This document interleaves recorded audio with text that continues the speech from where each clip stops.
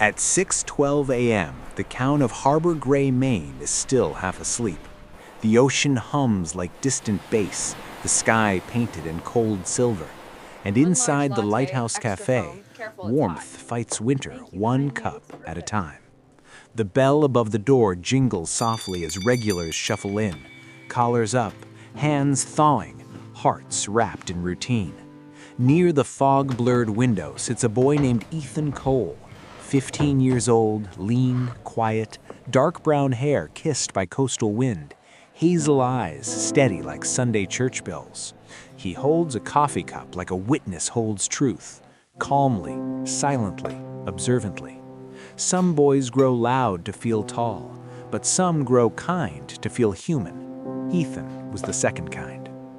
Blake Turner enters at 6:18 a.m. 16, tall, athletic, short, dirty blonde fade haircut, sharp blue eyes, designer hoodie, confidence borrowed from volume. Behind him, an audience of followers who laugh first, think later. He spots Ethan and smirks. "The philosopher's back," he says. "What tragic poem are you brewing today, Cole?" Laughter splashes against the cafe walls, louder than the ocean outside. Ethan doesn't react. Cruelty feeds on reaction. Starve it, and it dies. But bullies don't bully to communicate. They bully to echo themselves. Blake taps Ethan's notebook. "Love letters to the fog again?" Ethan closes it slowly, stands, moves tables. Not weak, restrained, because dignity never debates noise. In the corner sits Mason Reed, 12, small, curly black hair, soft brown eyes, holding a handmade LED lamp like a heartbeat. A jacket too thin for winter, hands too red for warmth. The bullies orbit him next. "Nice toy, cripple," one says. Not fists, words, but mockery doesn't need violence to break bones in the heart. Ethan stands again, because courage wakes faster when someone else is the victim. He steps between Blake and Mason like a lighthouse steps between ships and reefs. "Back off," he says. Not yelled, just real. Blake freezes. The silent ones are always underestimated until they stand. The entourage leaves, embarrassed, destabilized, defeated by decency. Ethan hands his own jacket to Mason. "You're like the lighthouse," Mason whispers. Ethan smiles softly. "No," he says. "The lighthouse reminds me to stay one." At 10:45 a.m., black ice coats the street like a hidden verdict. Blake crosses angrily, humiliation replaying in his head like a looped commercial. A truck skids. Impact. Blake hits pavement, legs shattered, scream real, pain absolute. His friends scatter, not villains, just witnesses who refuse to testify. Ethan runs out, kneels beside him in snow, blood, ice, consequence. Blake gasps, shaking. "After what I did, why help me?" Ethan presses cloth to wound. "Because someone should. Might as well be me."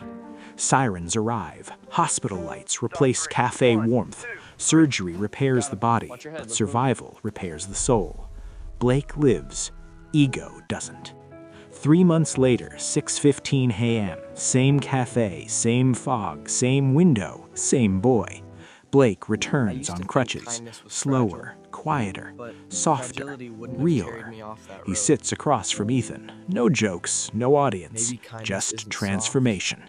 "I used to think kindness was fragile, but fragility wouldn't have carried me off that road." Ethan nods. Blake continues. "Maybe kindness isn't soft. Maybe it's just quiet." Ethan slides the notebook toward him. The first line reads, "Light multiplies when shared." Blake smiles back. Not big, not cinematic, human. Redemption doesn't roar. It exhales.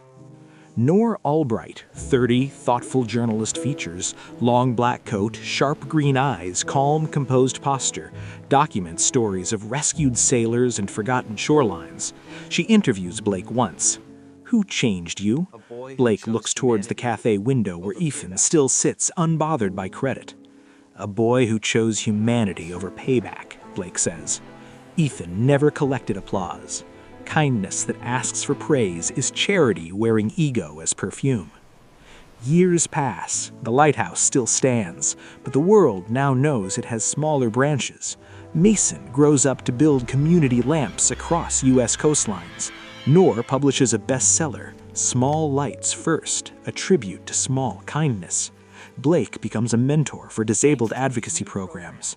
And Ethan, he becomes a paramedic, because once you save a life on a cold road, you never really stop saving them.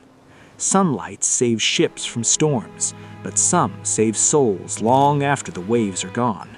Kindness is not a spark, it is a cycle. It returns not to reward the giver, but to rescue the broken. Kindness doesn't disappear.